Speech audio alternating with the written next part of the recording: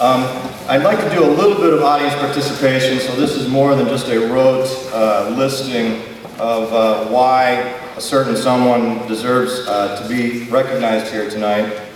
So as I read through the reasons why we've decided to highlight this man, woman, undisclosed person at this point,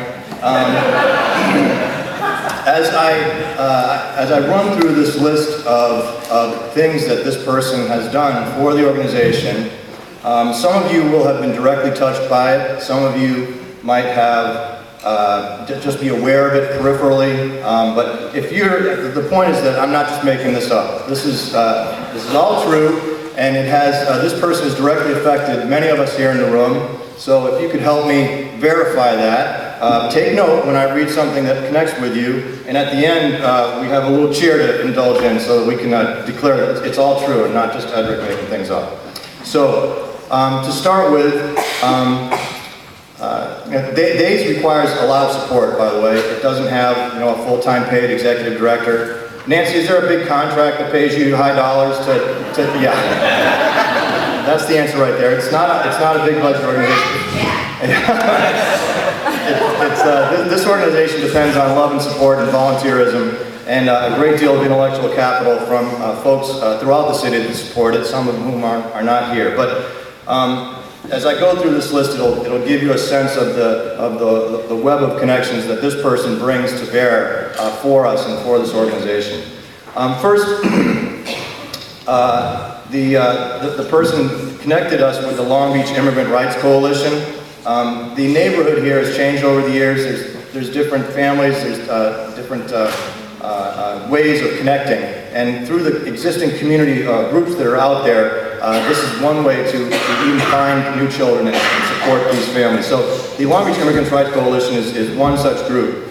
The next point is that he supported the use of a College Bound program for the camp. This College Bound program happened through the Long Beach the Healthy Communities Initiative.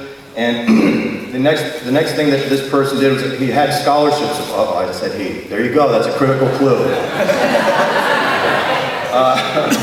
So we've now whittled it down to 50%. Hold on to yourselves. There's significant scholarship support that comes from the church and into the DAYS program for some of the children who decide to move into higher education. There's also a rather brave moment that this individual did. He actually approved an overnight trip to Catalina for a bunch of junior high and elementary school kids. This is no small, moment of brave decision making. Anyways, it's not an easy thing to do to send children over the ocean and into a camping trip and with Nancy in charge. Believe me. He came up with a strategy of connecting DAYS with the Long Beach Healthy Communities Initiative, including the summer night lights. I know that's one of the things that brought young Mark into the program and some of the photo arts programs that the kids have been working on. This is, again, more connections. The Healthy Communities Initiative is trying to work on improving health in impoverished communities. The church has been a stalwart of support for DAYS. There are meetings of the parents of the camp kids as a way of kind of increasing the networking. Not just the kids get to know each other, but the parents do too. So there's layers of connection that are supported by the church and by this person's support for those layers. There's continued funding and connections through the Baker Foundation. You met Dorothy and I think it's Ed Baker, who set up a foundation to support this kind of an organization and many others. And so this person actually sits on that board, and they have provided funding for DAYS over the years, and a critical source, just as this event tonight is critical for us. There's, again, it doesn't take a lot of money, but this kind of thing and a few core foundations that serve Long Beach are critical. There's also an opportunity that we have here. Usually this person spends a great deal of time preparing these public speaking things. Folks call them sermons. And now, tonight we get kind of an extemporaneous moment or two with this individual. We have for him a commemoration honoring him from Assemblywoman Bonnie Lowenthal, and Omar has that in his hands. And so for anybody that actually, can verify that these items are true, could you just, can you just pipe up with me, raise your hand, and give me a true. True. All right, I think it's real, Omar. I think I've verified. So will Jerry Stinson please come up to the microphone?